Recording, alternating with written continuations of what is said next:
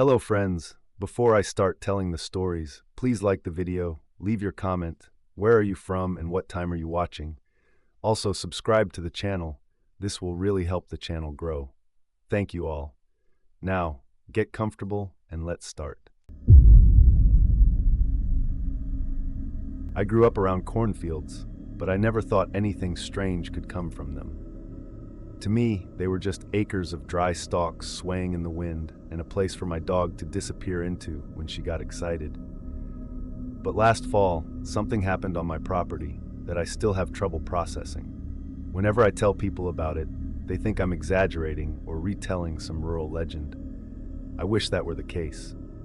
I wish any of this could be dismissed as a story. It started in late October, right after the first cold front came through and the nights got sharp enough to sting your nose. I had a scarecrow in my field that had been there for years. I stuffed it when I was a teenager, tied an old flannel shirt around it, and stuck it on a wooden cross. It had a burlap sack for a head with button eyes and a stitched smile. I never liked the smile, so it faced away from the house toward the road. About a week before Halloween, I noticed the scarecrow wasn't facing the road anymore. It was angled slightly toward the house. I figured the wind had twisted it since the wooden post was a bit loose in the ground. I fixed it and thought nothing of it. But the next morning it was turned again, this time even more toward the house, like it was trying to get a better look. That should have bothered me more than it did, but I convinced myself the rope knots had loosened. I told myself the wind had been strong enough to turn it, even though the leaves in the yard barely moved that night. I tightened the ropes again, hammered the post deeper, and went inside.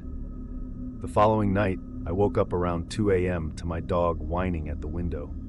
She was staring out toward the field, ears stiff and tail down. I got up, looked outside, and saw nothing but darkness. But Sierra wouldn't leave the window.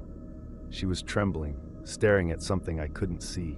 When a low growl came out of her, I finally turned the outside floodlights on. The scarecrow was facing the house, directly. Its button eyes and stitched smile pointed straight at my bedroom window. That was the first time I felt real fear. A chill crawled up my back, and for a moment I thought someone was playing a prank. But no one around here does things like that. There are maybe 4 houses within a mile of mine, and we all keep to ourselves. And none of them would walk a mile down the road in the middle of the night to rotate my scarecrow. I went outside with a flashlight and yelled to see if anyone was there. Nothing. Just my breath fogging in the air and the dry rustle of corn stalks shifting in the wind. I walked up to the scarecrow, grabbed it by the shoulders, and forcefully turned it back around. I didn't want to admit it to myself, but when I touched it, the fabric felt warm. Not like heat, but the way a shirt feels after someone's been wearing it, like body warmth. I immediately ripped my hands away, stepped back, and swore under my breath. I stood there trembling, watching the empty road and the quiet field. Finally, I turned the scarecrow back to face the road, checked the knots for the 3rd time, and went back inside with Sierra glued to my leg. I slept terribly that night. The next morning, the scarecrow had moved again. Not only was it facing the house, it was at least 5 feet closer. That field had belonged to my family for generations. Nobody trespassed on it. Nobody had reason to. For the scarecrow to be moved, someone would have had to pull it up out of the dirt, drag the post across the field, and shove it back down. That couldn't be done quietly, not without me hearing it. I checked the ground around it, but the soil was undisturbed. No footprints, no drag marks, no damage to the post. It made no sense. That day, I avoided going near the window. I kept Sierra inside and tried to distract myself with housework, but the unease never went away. It felt like being watched, even indoors. At sunset, as the sky turned orange behind the cornfields, I walked to the kitchen window and made the mistake of looking again. The scarecrow had moved closer, another several feet. It was almost halfway across the field now. The sun wasn't even fully down yet. Something was wrong with that thing. Whether it was animating itself or something else was moving it, I didn't want to find out what. I grabbed my keys, got in my truck, and drove into town to stay with my brother for the night. I didn't tell him the real reason. I just said I was feeling sick. In the morning, when I returned, the scarecrow was at the edge of my yard, standing right behind the fence. I froze in place when I saw it. Cars passed behind me, people driving to work, not knowing or caring that the thing looked like it was waiting for me to come home. I got out of the truck, walked up to it with my heart hammering in my chest, and examined it closely. The burlap was dirtier than usual. The flannel shirt was stretched tight around the stuffed straw body. But what terrified me most was the smell, like damp leaves, mold, and something faintly metallic. I grabbed the scarecrow by the wooden post, intending to rip it down completely. But the moment I touched it, Sierra started barking from inside the house, this frantic, panicked bark I'd never heard from her before. At the same time, my phone buzzed in my pocket, a call from my neighbor. I answered, and before I could say a word, he said, "Don't move. Don't you dare bring that thing inside." "I'm not bringing it inside," I said, confused and terrified. "You've been gone all night," he said. "That thing's been walking around your house." My throat went dry. "What do you mean walking around?" "I saw it at midnight," he whispered. "Then again around 3.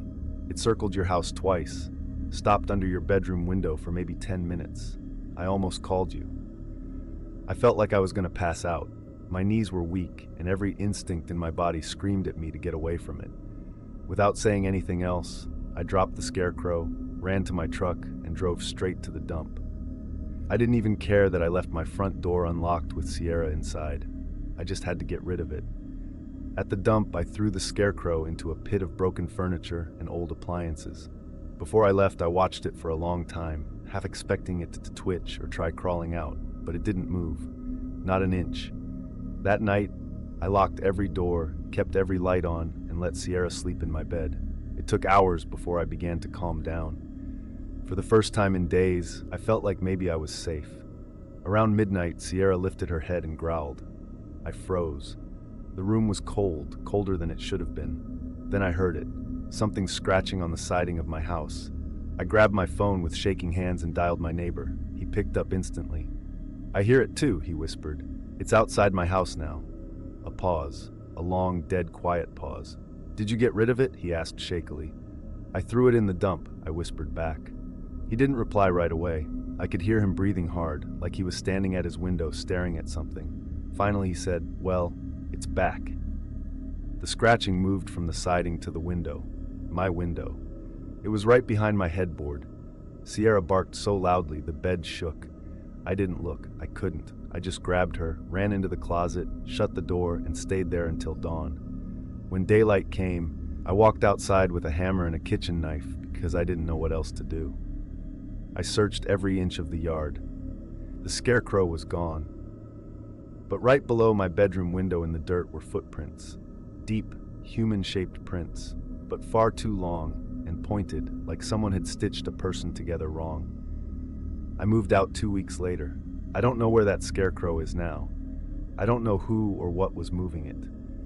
But every fall, when the air gets cold and the leaves start to drop, I still look out into the fields when I drive at night, half expecting to see that stitched smile turn toward me, waiting. Fall used to be my favorite time of year. Cool air, orange trees, that soft crunch under your boots. There's something comforting about it. But last year, something happened that ruined autumn for me forever. It started with a simple pile of leaves, one that should have been harmless, one that should never have been able to speak. I was house-sitting for my sister while she and her husband were out of town. They lived in a quiet neighborhood, lots of maple trees, lots of retirees, lots of dead silence after dark. My job was just to check the mail, water the plants, and make sure the house didn't burn down. Easy enough. On my second day there, I noticed a huge pile of leaves near the edge of the woods behind their backyard. It was weird because no one in the neighborhood had done any raking yet. The leaves were still falling, and most yards were covered. But this pile, it looked too perfect. Like someone had deliberately collected every leaf in the area and stacked them into one massive heap. At first, I figured some neighbor kid did it, or maybe the wind naturally pushed them together, though I'd never seen that happen in such a neat way. But I shrugged it off and went back inside. The first strange thing happened that night. Around 11 p.m., I stepped onto the back porch to have a smoke. The yard was dark except for a weak motion light. I leaned on the railing, looking toward the tree line. That's when I realized the pile of leaves looked taller. I don't mean by a little. It had grown at least a foot, maybe more. And it wasn't in the same spot. It was several feet closer to the tree line, as if someone had pushed it or rebuilt it. I stared at it for a while, convinced my memory was off. Maybe I just hadn't paid attention earlier. But something about it put this uncomfortable pressure in my chest. It felt wrong, like a sleeping animal pretending to be a hill. I went inside, locked the door, and told myself I was just tired. The next morning, the pile was back in its original spot. That messed with my head more than anything. If it had stayed closer, I could have convinced myself I was hallucinating the night before. But the fact that it moved back, that meant it wasn't an illusion. It was deliberate. Something or someone was moving it. I told myself it had to be a prank. Some neighborhood kids messing around, but the pile was huge, bigger than a person, almost as tall as I was. Moving it would have taken hours, and the ground around it had zero footprints, no drag marks. The grass wasn't bent or disturbed. It was like the pile simply teleported. I should have left. I really should have. But I didn't want my sister thinking I freaked out over some leaves. That night, around 2 a.m., I woke up to a sound outside. Crunch, crunch, crunch. Slow footsteps. Heavy ones, moving toward the backyard. I froze in bed, listening. The steps stopped after a few seconds. I held my breath, waiting. Finally, I got up, looked out the second-story window, and scanned the backyard. The motion light clicked on. The pile of leaves was right next to the house, not near the woods, not in the middle of the yard, right next to the siding. So close it was touching the wall. I stood there completely still, staring down at this mound of leaves pressing against the house like it was trying to listen through the wall.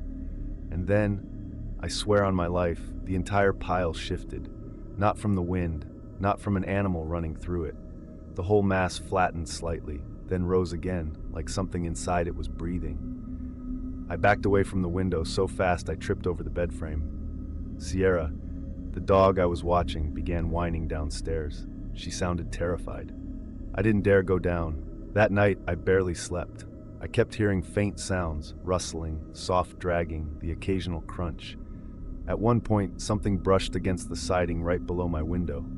At sunrise, I checked the backyard again. The pile was gone. There wasn't even a trace of leaves left behind. Not a single one. The yard looked freshly raked, even though I hadn't touched it.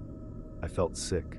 Around noon, my neighbor, an older guy named Frank, came over while I was outside checking the mail. He looked tired, like he hadn't slept either. "You see anything weird last night?" he asked. I must have looked pale, because when I didn't answer right away, he sighed heavily. "The leaves," he muttered. "Damn thing was near my fence yesterday." My heart dropped. "You've seen it too?" he nodded. "Last fall, and the fall before that. Only comes around after the first cold snap." He looked toward the woods. "Whatever you do, don't let it get near you, and don't answer if it calls your name." I blinked. "What do you mean calls my name?" He didn't elaborate, just told me to keep my doors locked and stay inside after dark. That night, I didn't sleep at all. Around 3 a.m., I heard it. At first, it sounded like leaves rustling, then like someone walking through dry foliage, then whispering. A voice so faint I couldn't make out the words at first. I sat up in bed, heart pounding, listening with every ounce of focus I had. The whisper grew clearer. It was coming from right below my bedroom window, and it was saying my name, over and over, in a low, broken, breathy way, like someone trying to speak through a mouthful of leaves. I can't describe the feeling. It wasn't human. It wasn't a prank. The voice sounded wrong in a way I can't explain, like several tones layered together, like something imitating speech but not understanding how to do it. I didn't move. I didn't breathe. I just sat there trembling. Eventually, the whispering stopped. Then came scraping, like hundreds of tiny dry fingers dragging along the siding, then silence. When I finally dared to look out the window, the motion light flicked on. The pile was back. But this time, it wasn't a pile anymore. It was shaped like a person kneeling, a human silhouette made entirely of leaves, head tilted upward, facing my window. I stumbled backward, slammed into the dresser, and nearly screamed. When I looked again, the leaf figure collapsed instantly, falling back into a shapeless heap. I grabbed my car keys and dog leash, shoved everything into a bag, bolted downstairs, and ran to the car. I didn't lock the door. I didn't check the yard. I didn't look behind me. I just left.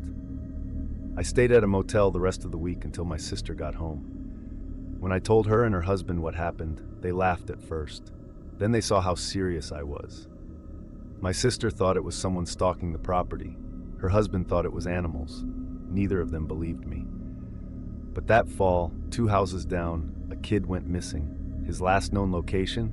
Playing in the leaves.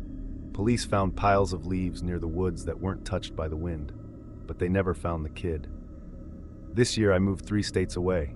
No trees in my new yard, no leaves in the driveway. But last week, I went to take out the trash. Behind the dumpster in the alley, there was a pile, a big one. And as I stared at it, frozen in place, a single leaf slid off the top. Then another, like something underneath was shifting. I didn't wait to see more. I went inside, locked the door, turned off all the lights. But that night, around 2 a.m., outside my window, I heard my name, whispered through leaves, again. I'm not the kind of guy who scares easily. I've worked late-night shifts, walked home through dark streets, and lived alone for years without ever feeling like there was something in my house. But what happened last October made me rethink every sense of security I ever had. It started with a pumpkin, an ordinary cheap pumpkin from the grocery store. One I carved myself, one that should have stayed exactly where I put it. It didn't. It moved. And before it was over, it did a lot more than that. I carved the jack-o'-lantern on October 25th. My girlfriend broke up with me a week earlier, so I was trying to distract myself. I put on some music, had a beer, and carved a simple face. Triangle eyes, sharp, jagged smile. I put a little candle inside, lit it, and set the pumpkin on my front porch railing. I remember thinking it looked lame. Not scary, just sad. Like a cheap decoration someone tries to put effort into but doesn't have the heart for. I blew out the candle and went inside. The next night, when I got home from work around 11 p.m., the candle inside was lit. That made no sense. I hadn't lit it. No one had a key to my place except me, and the wax inside was melted and pooled like it had been burning a while. The wind wasn't strong, so it couldn't be kids messing around unless they stood there for minutes trying to get the wick going. At first, I tried to brush it off. Maybe a neighbor lit it. Maybe I absent-mindedly did. I couldn't remember. I blew it out again, went inside, and tried to ignore it. The next morning, I found the pumpkin turned around, facing my front door. It had been pointed toward the street before.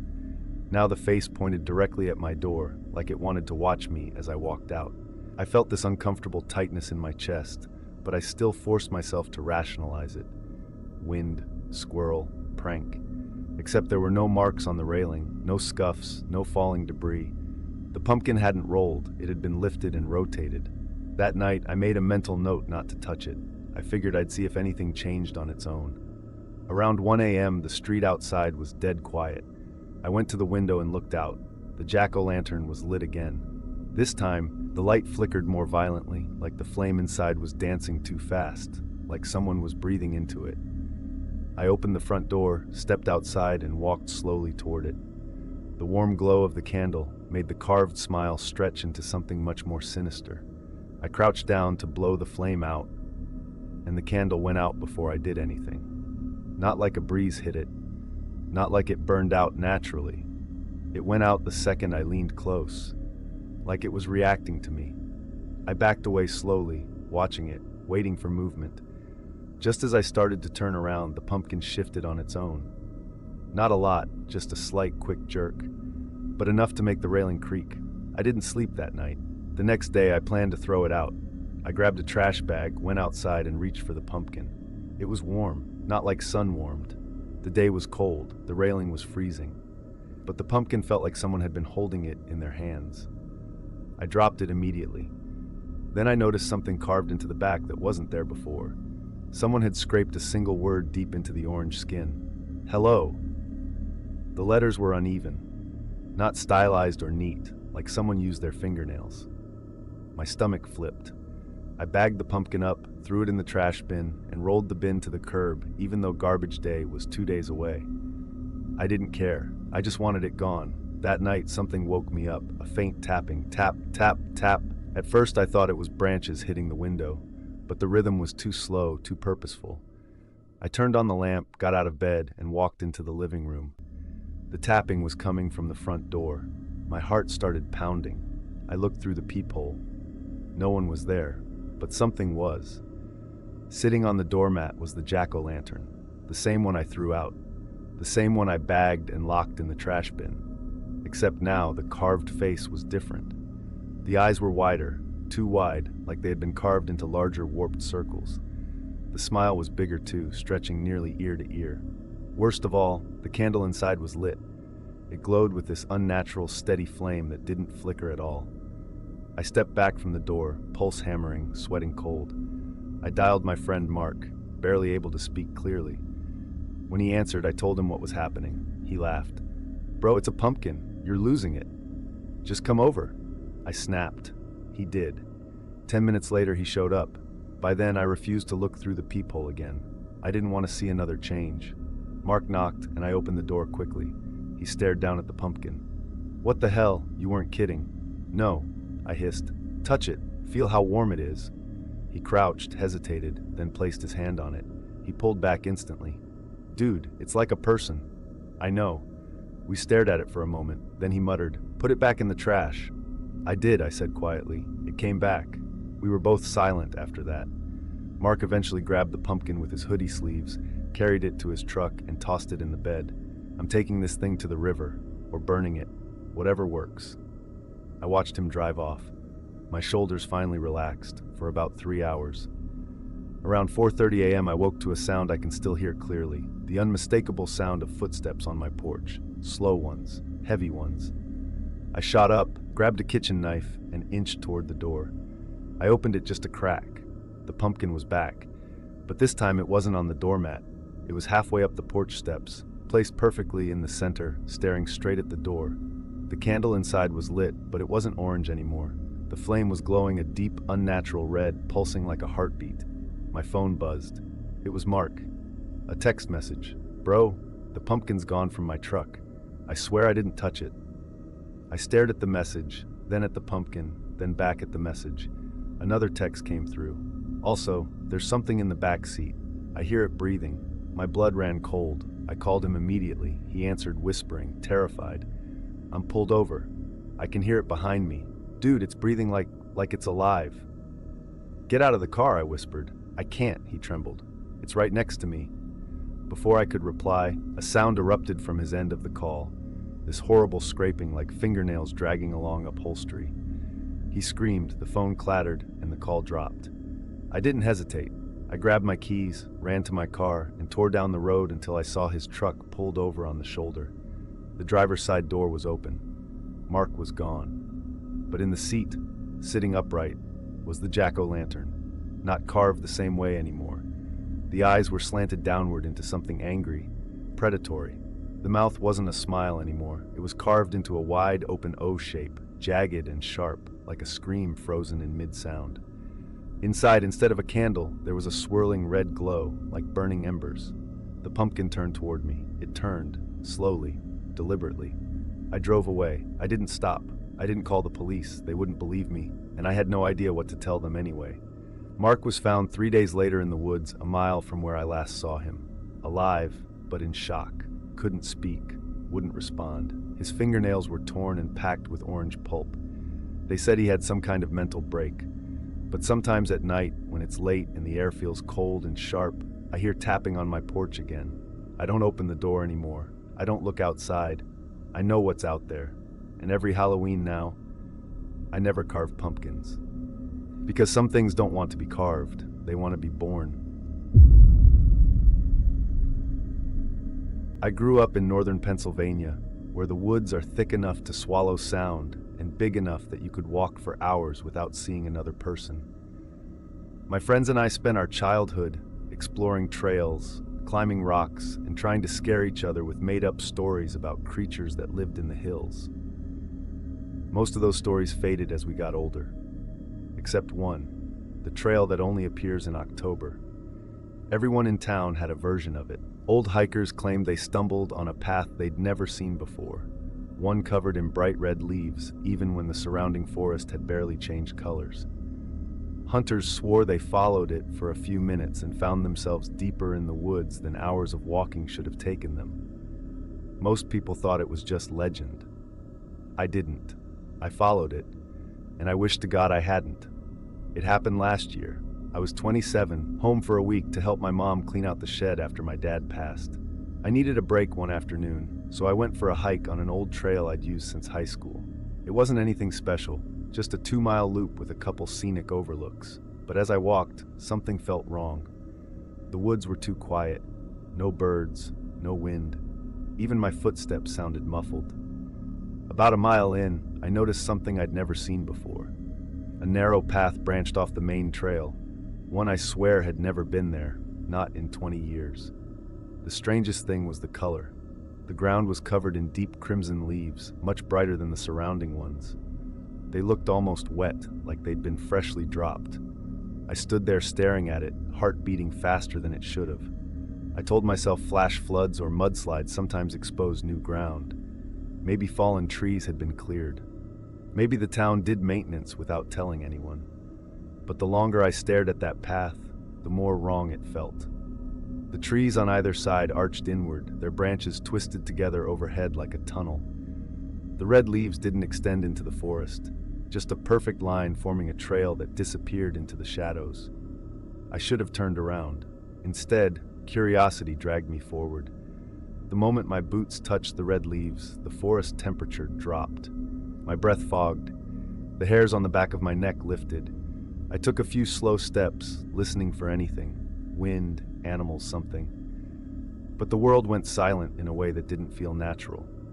The deeper I walked, the darker it got, even though the sky had been bright minutes earlier. The sunlight filtered through the branches in slivers, like the trees were intentionally blocking it. After maybe 5 minutes, I stopped. Not because I was tired, but because the trail behind me was gone. Completely gone. No red leaves, no branching path, no footprints, just thick forest that didn't look familiar at all. My stomach dropped. I spun around several times, trying to match the trees to anything I recognized. Nothing. It was like I'd stepped into a different part of the woods entirely. I don't panic easily, but my chest tightened. My breathing sped up. I told myself to stay calm and keep walking. If I kept heading straight, I'd eventually hit a road or a creek. So I continued. The red leaves grew deeper in color the farther I went. Richer, almost glossy. They stuck to my boots like something was clinging to the soles. The trees thinned out a bit, and for a moment, I thought the trail was leading to a clearing. I stepped forward and froze. 30 feet ahead stood a person. At least I thought it was a person. They were facing away from me, motionless, wearing old, ragged clothes, something like a brown coat that hung too long, brushing the leaves. Their hair was dark and messy, almost matted. Their posture was rigid, like someone balancing on a tightrope. I didn't move. I didn't speak. I just watched. Then, slowly, the figure tilted its head to the side, not in a curious way, in a way that looked painful, wrong, like its neck was bending further than a neck should. A cold wave of dread hit me so hard I felt it in my teeth. I took one step backward. The leaves under my boot made a sound, this awful wet crunch, not like dry leaves at all, more like stepping on soaked fabric. The figure snapped its head back upright and began to turn. Not by moving its feet. Its head turned first, then its shoulders, then its torso, rotating one segment at a time like something learning how to mimic human movement. When it finally faced me, it didn't have a face, just smooth skin where features should have been, stretched tight over a shape that only resembled a head if you squinted. I couldn't breathe. I couldn't move. The faceless thing lifted its arm, longer than it should have been, the elbow joint slightly too high, and pointed at me. The forest around us seemed to exhale. All the trees bent inward slightly, like something was breathing in the woods themselves. My fight or flight kicked in. I ran. I didn't look back. I didn't listen. I just ran until my lungs burned and my legs felt like rubber. Branches whipped my arms. Roots caught my feet. At one point, I tripped and rolled down a slope, smashing into a tree hard enough to bruise my ribs. When I stood up again, I realized something terrifying. The red leaves were everywhere, covering the ground in all directions. I hadn't escaped the trail. I was still on it. And then I heard it. A soft, dragging sound, leaves being pushed aside, slow, deliberate. Coming from behind me, I didn't want to look. I knew what I'd see, but fear forced me to turn my head just enough to glance over my shoulder. The faceless figure was walking toward me. No, not walking, gliding. Its feet didn't lift. It moved like it was being pulled, sliding along the leaves without disturbing them, except for that faint dragging sound. I stumbled backward, almost falling again. I turned and sprinted, pushing every muscle in my body past its limit. I didn't care if I ran straight into a ravine or broke my ankle on a rock. I just needed out. My vision blurred. My chest tightened. I felt like I was running in circles, every tree blending into the next. But then, I saw something ahead. Light. Real daylight. I burst out of the tree line and collapsed onto familiar ground, the main trail I knew like the back of my hand. Behind me, the forest was normal. No red leaves, no phantom path, nothing. Just ordinary autumn woods. I sat there gasping, shaking so hard my teeth chattered. I waited for something to come out of the trees after me, but the woods stayed still. Eventually, I gathered myself enough to stagger back to the parking lot. I locked myself in my car and didn't move for 20 minutes. I tried to tell myself it was hallucination, exhaustion, stress from losing my dad, something logical. But when I looked down at my boots, the treads were stained deep red, like they had soaked through something, not leaves, something thicker, something that smelled like iron. I washed them off 3 times and the stain still wouldn't fully come out. I left home early the next morning and haven't been back since. My mom thinks I'm avoiding her because of grief. I haven't told her the truth. But last week, here in the new town I moved to, I went on a short walk through a small local park just to clear my head. Halfway through the loop, I saw it. A narrow path branching off the main walkway, covered in red leaves, identical, perfect. Waiting. I didn't go near it, but as I turned to leave, I heard something faint behind me. A slow, dragging sound, moving through leaves that weren't supposed to be there. I moved into my house last September after finally saving enough to get out of apartment life. It wasn't fancy, just a small place on a quiet cul-de-sac with maple trees lining the street and neighbors who mostly kept to themselves. It felt peaceful, safe, a good place to start over, and it was for a few weeks, until I noticed my neighbor raking leaves at midnight. He lived alone in the house directly across from mine, a tall, thin guy in his late 40s, pale, always wearing the same gray hoodie. I never learned his name. He never waved, never spoke, just kept to himself. The first time I saw him was around 12:30 a.m. I'd woken up thirsty and walked into the kitchen for water. The window above the sink faced the street, and when I glanced outside, I froze. He was out there in the middle of the night, raking leaves in slow, methodical strokes. Not hurried, not acting like someone who'd lost track of time, just steady, calm. Sweeping the rake in long arcs across his lawn. No porch light, no street light nearby, just the moon and a dim security light from a house 2 doors down. It gave the scene this faint bluish tint, making everything look too still, too quiet. I watched for maybe a minute, then shrugged it off. Weird, sure, but maybe he worked night shifts or something. But he did it again the next night, and the night after that. Always between midnight and 2 a.m., always silent. Always with the same blank posture, like he wasn't tired or cold or even fully aware. On the 4th night, I noticed something stranger. There were no leaves in his yard. His lawn looked perfect, clean, empty, undisturbed. Mine, on the other hand, was covered in a thick layer of crunchy maple leaves. Everyone's was. It was early October, but his yard, completely spotless.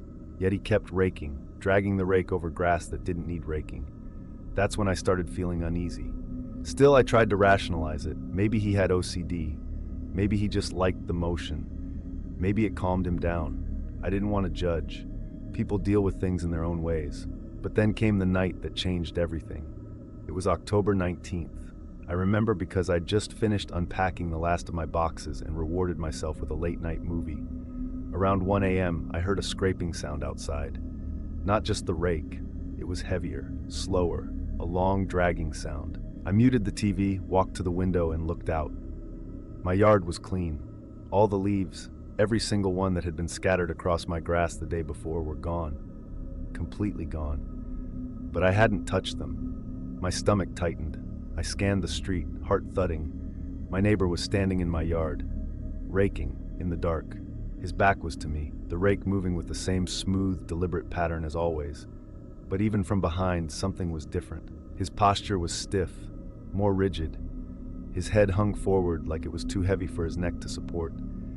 I wanted to open the window and yell, but something deep inside me screamed not to. Instead, I quietly stepped away from the glass. The next morning, the leaves were back, all over my yard, piled deep, thicker than before, like someone had shaken every tree in the neighborhood and dumped all the leaves onto my property. His yard remained spotless. I tried to convince myself I was imagining things. Lack of sleep, stress, moving exhaustion, anything but the truth that this man was doing something deeply wrong. The following night, I set an alarm for 12:45 a.m. When it rang, I turned off my lights and sat in the dark living room, watching the street through a slit in the curtain. At 1:12 a.m., he stepped outside. No porch light, no hesitation. He walked straight to the center of his lawn and stared at the ground for a long moment. Then, slowly, he lifted the rake and began raking the same clean grass again. But this time, the motion was slower, almost hesitant. His arms moved stiffly, like joints that hadn't been used in years. Every time the rake touched the ground, it made a soft crackling sound, not the sound of leaves, something else, something dry and brittle. After a few minutes, he stopped. His head jerked slightly, as if he heard something I couldn't, and he turned, not toward his house, toward mine. I dropped the curtain instantly and backed away, pulse pounding. My house was dark. There was no way he could see me, right? Then I heard a sound that made cold sweat drip down my spine. Footsteps, slow, crunching, coming across the street, coming toward my yard. I crouched behind the couch, heart slamming in my chest, barely breathing. The footsteps reached the edge of my yard. I could picture him standing there, staring at my house with that blank, rigid posture. Then a new sound began, a dragging sound, much louder, much heavier, like something rough being pulled across pavement. The rake. He was dragging the rake across my driveway, across my walkway, across my porch steps. Then he stopped, right outside my front door. I clamped a hand over my mouth. Every instinct in my body screamed to run, but I couldn't move. I listened as he raised the rake and dragged it slowly across my door. Once, twice, 3 times. Each stroke long enough that I could hear the metal scraping the wood from top to bottom. Then silence. I didn't dare look. I didn't dare breathe. After what felt like an hour, though it was probably only a minute, the footsteps retreated. Slowly, calmly, back across the yard, back across the street, back to his own lawn. I didn't sleep the rest of the night. The next morning, something new was scratched into my front door. Not deeply, more like a pattern scraped lightly with the teeth of a rake. A circle. And inside the circle, an X. I tried to scrub it off, but the marks were too fine, scattered, impossible to fully remove, like someone had lightly tattooed my house with the tines of the rake. That evening, I went to a different window to watch him.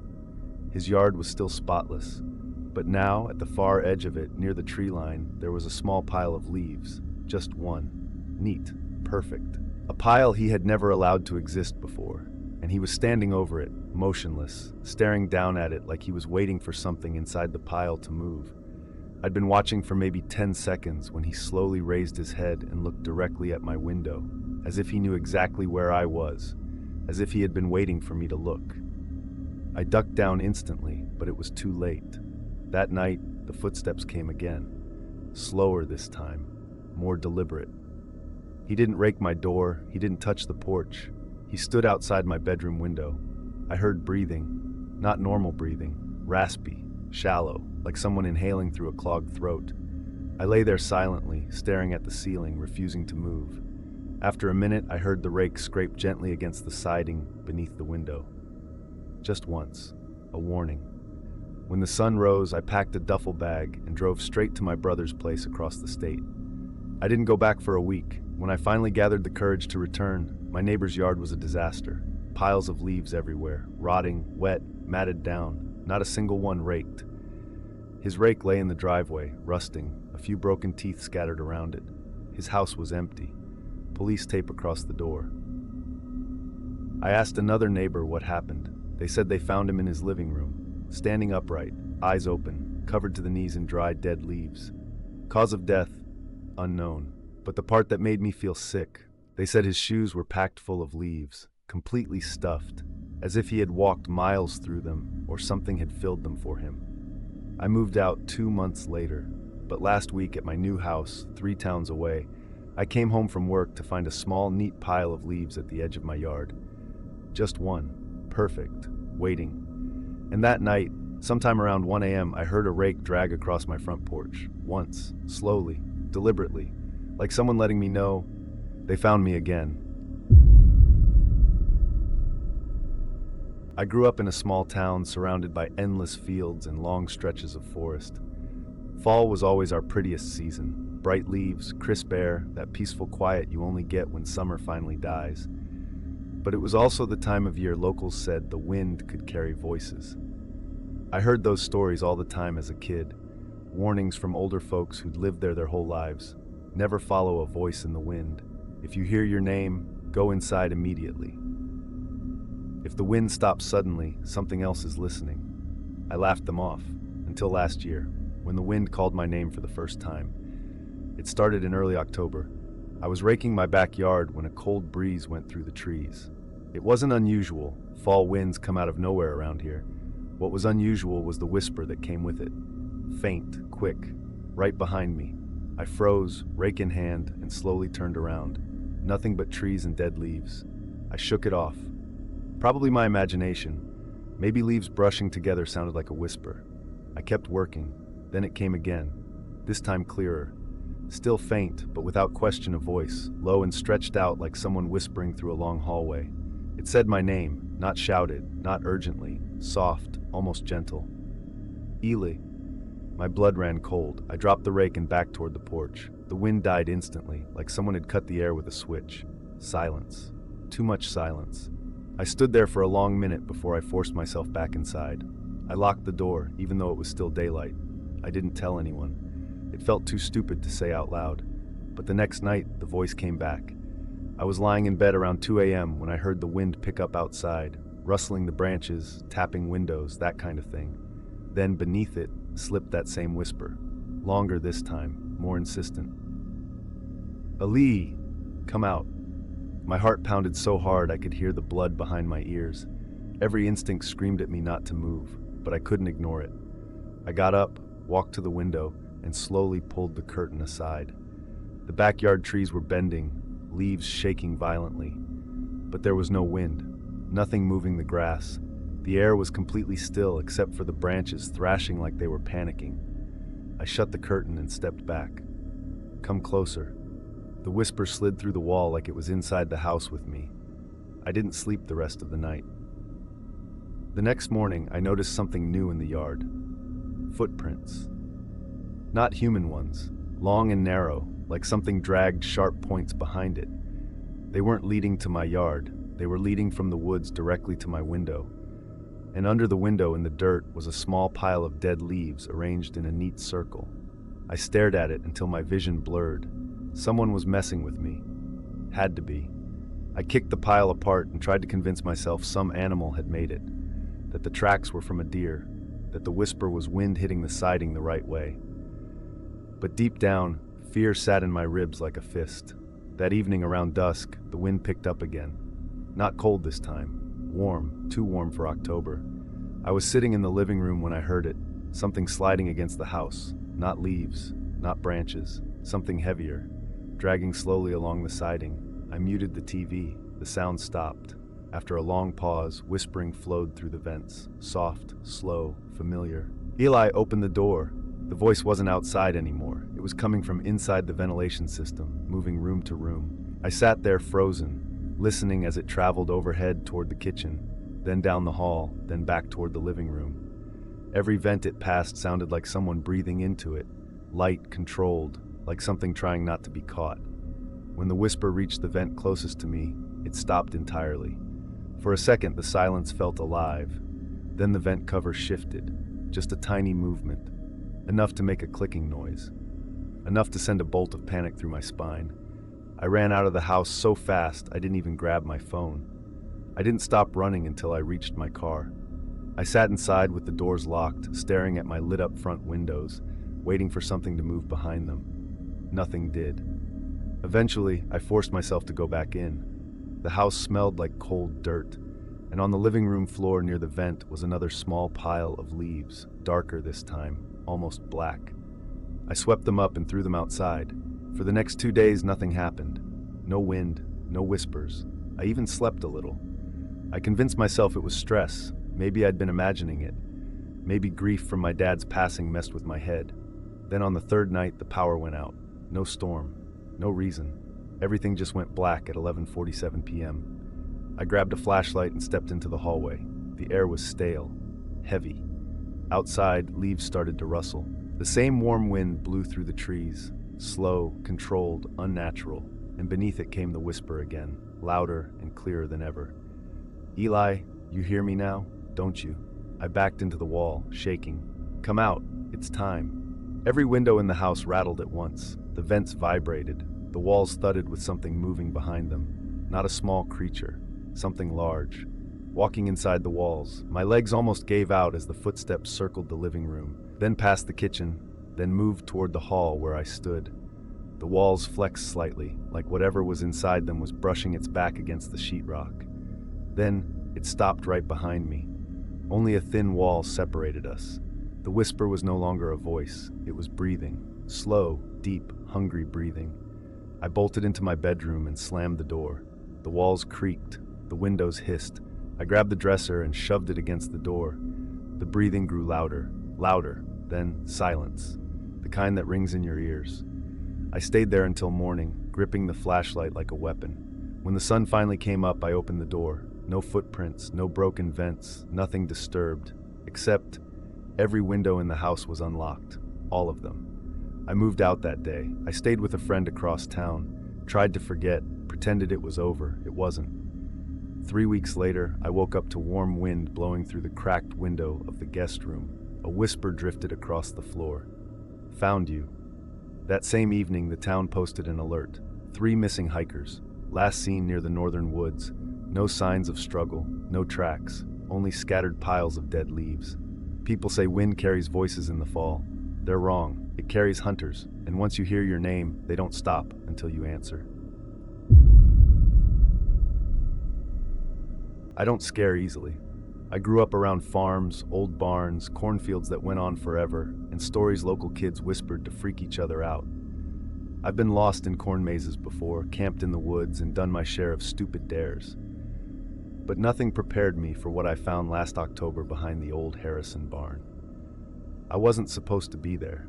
Nobody really was. The place had been abandoned for decades. Most of the roof had caved in, and the wood was so rotted that a strong sneeze could have knocked it over.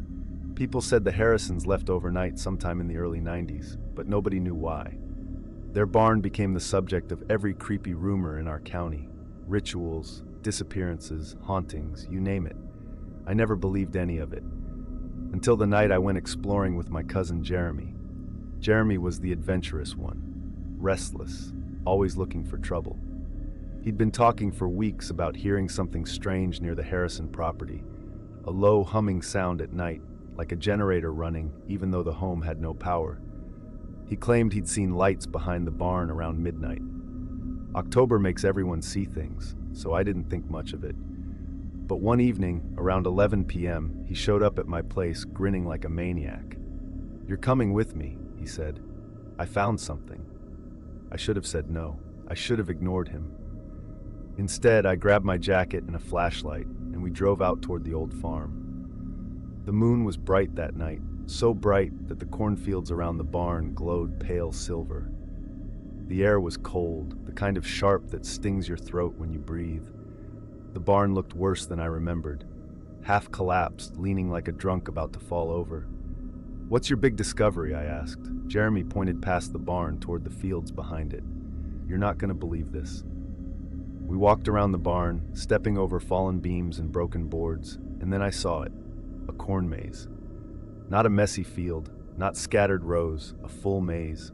Tall, dense, perfectly cut paths twisting in patterns too precise to be accidental. The stalks were taller than me, close to 8 feet, thick and healthy despite the frost, and the paths formed these perfect narrow corridors like the kind you'd see at a fall festival. Only one problem: Nobody had planted corn there for over 20 years. My stomach twisted. Jeremy grinned like a lunatic. Told you. There was a wooden sign at the maze entrance. It looked new. Too new. Not chipped. Not weathered. The writing was hand-painted in red. Enter at dusk. Leave before the lantern goes out. My flashlight beam shook a little as I read it a second time. What lantern? I muttered. That one, Jeremy said, nodding deeper into the maze. Hanging from a tall cornstalk about 20 feet in was an old oil lantern, glowing this weird, warm gold. The flame inside flickered unnaturally slow, like it was burning thick syrup. I hated everything about it. Jeremy didn't. Come on, he said, already stepping inside. Dude, wait. I reached for him, but he slipped deeper into the maze before I could stop him. I should have turned around. I should have run back to the truck. Instead, panic pushed me forward. I followed him. The second I entered the maze, everything changed. The sound died, completely. No wind, no crickets, just our footsteps crunching the cold dirt. The air smelled stale, like old grain left in a basement too long. The stalks pressed close on both sides, brushing my shoulders as I walked. Jeremy, I whispered. Slow down. He didn't reply. I turned a corner and saw him standing still, staring up at the lantern. You hear that? He said quietly. Hear what? He didn't answer. His posture was rigid, shoulders tensed. I took a step closer. Jeremy? Suddenly, the lantern's flame stretched upward, straight up, unnaturally long, as if something invisible had sucked the air around it. Then it snapped back into place. The flame dimmed, just a little. I didn't know why, but dread filled my chest like ice water. We need to leave, I said. Jeremy exhaled sharply. Fine, let's go. But when we turned around, the entrance was gone. Not like we took the wrong turn. It was gone. The path behind us was sealed shut with a wall of corn so thick I couldn't see through it. I shoved at the stalks, but they were stiff, bending like metal rods instead of plants. What the hell? Jeremy muttered. We turned deeper into the maze, hoping for another exit. We walked and walked. Every turn led to longer corridors, tighter spaces, sharper angles. Our breath fogged in front of us. The lantern above dimmed slowly as we moved, light bleeding into the rows like the maze was swallowing it. I checked my phone. No signal. Of course, stay with me, I said. Jeremy nodded, then froze. Did you hear that? I stiffened. No. What? He pointed behind us, rustling, slow, rhythmic, like something walking down the path we'd just come from. I spun around with the flashlight. Nothing. But the rustling didn't stop. It grew louder, almost wet-sounding, like corn stalks being pushed aside by something larger than a person. We're not alone, Jeremy whispered. The lantern dimmed again. We moved faster. Every path looked the same. Every corridor stretched too long. Sometimes the maze turned us into loops. I swear I saw the same broken stalk 3 times. The maze wasn't just confusing, it was shifting. At one point, we came to another lantern. This one burned even dimmer than the first. Under it, carved into a flat board stuck into the dirt, were words. The longer you stay, the more it follows. My stomach dropped. What follows? Jeremy whispered. I didn't want to find out. We kept moving. Then, somewhere behind us, something exhaled. Not wind, not animal, something big, human-shaped, breathing. Jeremy broke. He sprinted forward, shouting my name, crashing into the next turn. I ran after him, roots catching my ankles, stalks slapping my face. The maze tightened around us. When I caught up, he was standing dead still in a narrow corridor, staring forward with wide eyes. Look. My flashlight beam trembled as I raised it. At the end of corridor stood a scarecrow, not like the ones you see in fields. This one was wrong, too tall, too thin. Its arms dangled almost down to its knees. Its head was a burlap sack, but something inside it shifted as my light hit it, like something crawling under the fabric.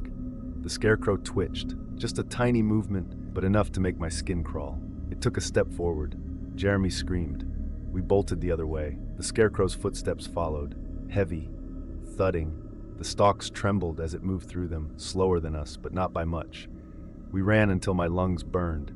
Every corridor of the maze vibrated with its heavy pursuit. Thud, thud, thud. The lanterns dimmed faster now. One by one, we passed them, each one weaker, until the last one flickered so faintly I could barely see our hands. We're running out of light, I gasped. Ahead, the corridor opened wider, and I saw it. A faint orange glow, warmer, brighter, an exit. I grabbed Jeremy's arm. Go, now! We sprinted with everything we had left. The glow grew stronger. Sunlight? A streetlight? I didn't care. Behind us, the scarecrow bellowed a low, guttural groan, the sound of burlap tearing mixed with something alive underneath. We burst out into open air. Cold night wind slammed into my face. We collapsed in the grass behind the barn. The maze was gone. The entire field behind the barn was empty. No rows, no stalks, no lanterns, just flat, dark soil stretching out to the tree line. Jeremy vomited. I couldn't breathe. My flashlight flickered and died in my hand. We scrambled to the truck and tore out of there, gravel spraying under the tires. Neither of us spoke for the next hour. The police didn't believe us. The sheriff said there hadn't been corn on that property since '93, that the land wasn't fertile, that nothing grew there except weeds. We tried to go back the next morning. The field was the same, dead, empty. But near the collapsed barn wall, we found something in the dirt, a small pile of leaves arranged in a circle. And inside the circle, drawn with a stick or a finger, "Don't come back at dusk." We never did. But last week I got a message from Jeremy, just a photo. It was his backyard.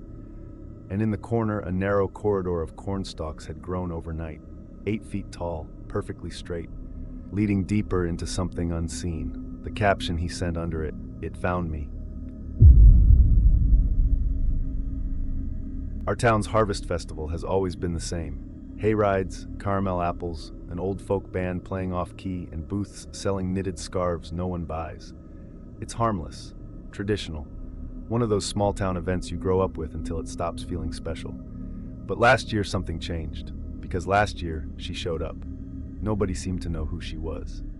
I didn't notice her at first, just an old woman sitting at a small wooden table near the edge of the festival grounds. Her booth wasn't decorated like the others. No banner, no crafts, no pumpkins. Just a lantern emitting a dim orange glow and a stack of thin paper slips in front of her. She wore a faded green coat, buttoned all the way to her throat, and a wide straw hat that hid her eyes in shadow. Her hands looked dried out and wrinkled, like twisted roots pulled straight from the dirt. But what bothered me most was how she sat completely still, not shifting, not adjusting her posture, not even shivering despite the cold. I noticed her because a little girl approached her booth, holding her mom's hand. The old woman didn't say anything. She just took one of the slips of paper, pressed it into the girl's free hand, and gave a slow nod. The mom thanked her awkwardly, confused, and walked away. The girl looked terrified. I kept browsing the festival, trying to enjoy myself. My friend Tyler had dragged me there after I spent most of September holed up in my house dealing with a breakup. He thought the festival would cheer me up. It didn't, especially not after I noticed more people visiting the old woman. Some folks walked up smiling, expecting a friendly conversation. They walked away pale, clutching those little paper slips like they were afraid to drop them. By the time it was dark, I counted at least 30 people who had approached her. Each time she performed the exact same ritual: take a slip, place it in their palm, nod once, never speaking, never smiling. Tyler eventually noticed me staring. "Dude, what are you looking at?" "That booth," I said. "Think that's new?" He squinted. "Huh, never seen her before. Probably some fortune teller thing." "She's not saying anything." He shrugged. "Maybe it's like a silent act." "Who gives silent fortunes?" He raised an eyebrow. "Old ladies." I didn't laugh. Instead, I walked over. Tyler followed, more out of curiosity than concern. The lantern at her booth flickered with this thick, pulsing rhythm, slow and eerie, like a heartbeat you could see. The glow illuminated her mouth, but not her eyes. I swallowed hard and stepped closer. Before I could speak, her hand slid across the table and picked up a slip, just one. She extended her hand, palm up, waiting. My throat tightened. Something about accepting it felt wrong. People around us kept walking, laughing, drinking cider, oblivious to the dread radiating from that booth. Tyler nudged me. "Dude, just take it and let's go." So I did. Her hand was cold, not chilly, cold like a stone pulled from a river in October. When the paper touched my skin, her fingers curled slightly around mine, not enough to grip, just enough to make me flinch. Then she let go. I looked down at the slip. One word was written on it in tiny, shaky handwriting: "Tonight." A chill shot up my spine. "Probably some Halloween scare tactic," Tyler said quickly, but even he sounded uneasy. "Let's get out of here," I muttered. We left the festival shortly after. The whole drive home, that slip of paper sat in my pocket, burning a hole through my thoughts. What did tonight mean? A warning? A prediction? A threat? When I got home around 10 p.m., I tossed the slip onto my kitchen counter and tried to forget about it. I turned on the TV, microwaved some leftovers, and sat down. Then the wind picked up outside. Hard. It slammed against the windows, rattling them in their frames. Leaves scraped across the siding like tiny fingers dragging along the walls. I checked my phone. No storm alert. The wind grew stronger. Then knock, knock, knock. 3 sharp taps hit my front door. My stomach dropped. I froze on the couch, listening. The wind roared outside, but the knocks were clear, loud, deliberate. I walked to the door slowly, every muscle tense. I looked through the peephole. Nothing. Just the porch and darkness. I stayed there for a long moment. Then I heard rustling. Not leaves, not branches hitting the siding. Rustling on the porch, like clothing, like someone shifting their weight. My voice cracked. "Who's there?" No answer. I stepped back, my heart thudded painfully in my chest. The lantern on my street flickered twice. Something about the air felt wrong, heavy, pressing down. Then a soft whisper slid through the crack beneath the door. "Open." I stumbled backwards so fast I nearly tripped. The slip of paper on the kitchen counter caught my eye. "Tonight." My blood turned to ice. The whisper came again, breathier this time. "Let me in." I shook my head violently. "Get the hell away from my house," I shouted. Silence, for a few seconds. Then, tap, tap, tap, not at the door this time, at the window, right behind me. I spun around. Something pale moved behind the glass, just for a second like a hand withdrawing into shadow. I didn't wait. I grabbed my keys, ran out the back door, jumped into my car, and peeled out of the driveway. I didn't look back until I reached the end of the street. Something stood on my porch, a tall figure, still, watching. I spent the night at Tyler's place. I didn't sleep. Every creak in the house made me jump. The next morning, I drove back home with shaking hands. My porch was empty, but something lay on the doormat, a fresh slip of paper, identical to the first. I bent down slowly and picked it up. This one had a different word, soon. That afternoon, I went back to the Harvest Festival grounds. The old woman was gone. Her booth was gone. The lantern was gone. I asked around. Nobody remembered seeing her. Some people insisted she was never there. Others said the booth had been empty all night. A vendor who sold homemade jam told me something that nearly made me drop my phone. She said, "Funny thing, there used to be an old woman who came to the festival every year, gave out blessings for a safe winter, but she died, around 15 years ago." I didn't have anything to say to that. I went home shaken, heart pounding. When I got back, another slip was waiting inside my mailbox, even though the lid was shut tight. This one read, "Be ready." That night, I slept with the lights on and a knife on my nightstand. I stayed awake until dawn. Nothing happened. No knocks, no whispers. But at sunrise, something caught my eye through the bedroom window. Standing at the edge of my yard was a straw figure. Tall, thin, shaped exactly like a human, with a wide-brimmed hat and a green coat made of dried leaves and twigs. It didn't move. It didn't turn. But I swear, for just a moment, it breathed. I ran out with a shovel, ready to tear it apart. But when I reached it, it wasn't there. Just a mound of leaves where it had stood. Leaves arranged in the shape of a person. And buried beneath them, a single slip of paper. "Winter is coming. Let me in." I moved out 2 weeks later. I've switched towns 3 times since then. But every fall, around late October, a slip of paper appears near my home. Always with a single word. This year's arrived yesterday, left under my pillow while I slept. It said, "Tonight."